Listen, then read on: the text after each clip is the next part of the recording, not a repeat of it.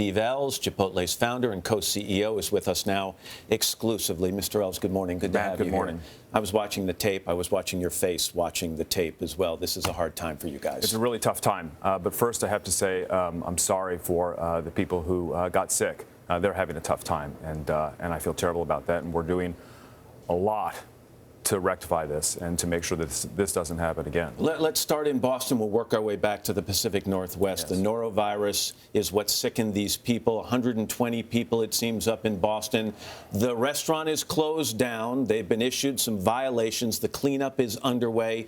Are you convinced that you've contained this now, that more people won't report being sick? Well, so in regard to the E. coli, there was one particular period of time from mid-October until early November that appeared that's when the outbreak occurred, and the reporting of the illnesses came out over a long period of time. So you're saying in Boston you could have more cases reported? Well, with the norovirus, probably you've heard that this is the extent of it, but it's a disease that is very easily passed, and so it spreads very, very quickly from person to person. And you convinced when you reopen that store in Brighton up near Boston that people will not be getting sick if they go back to eat there? Well, when we reopen, the restaurant will be completely sanitized, and every single employee will have been tested and assured that they do not have norovirus. Now let's go back to the Pacific Northwest. The Yes. E. coli outbreak there started in early November. 43 stores shut down. Dozens of people got sick. It's my understanding that after weeks of investigating this, the FDA has not found an exact source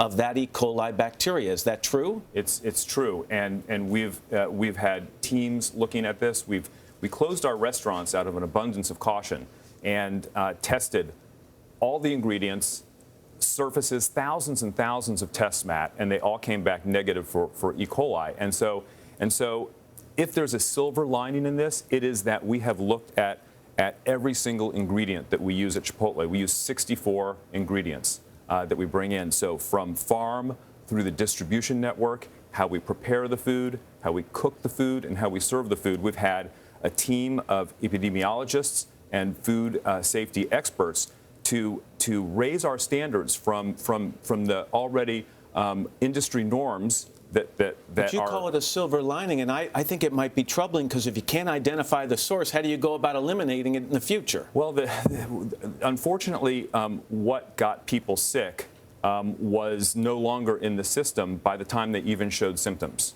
And so unfortunately, you'll not find that. But the silver lining comment is that it has caused us to put in place practices that our epidemiologist expert, Dr. Samanpour, says will put us 10 to 15 years ahead of industry norms. And I believe this will be the safest restaurant to eat at. A lot of damage has been done, Mr. Ells. Stock prices dropped double digits since this began in early November. That's a big loss on the bottom line.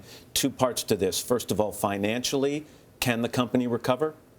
Well, certainly, but that's not what we're thinking about now. We're thinking about the safety and quality of our ingredients, to put in place practices that will not enable this to happen again. Practices that are so far above industry norms today, we will be the safest place to eat. And that is our commitment. Much like Food with Integrity, to bring the very best ingredients to fast food, we're now saying we have practices that will make it the safest place to eat. And finally, real quickly, if you can, there are critics who say, Mr. Ells, that this company started with a great idea and then grew too fast, that it just took off at a rate where you couldn't keep control of things like sourcing and quality control, and even things that would affect the public health. Is there some merit to that claim? I don't think so, because if you look at the quality of our ingredients over time, we've made great strides in sourcing better quality food. Meats without antibiotics or growth hormones, more organics, more local and sustainably raised foods. This was a very unfortunate incident, and I'm deeply sorry this happened.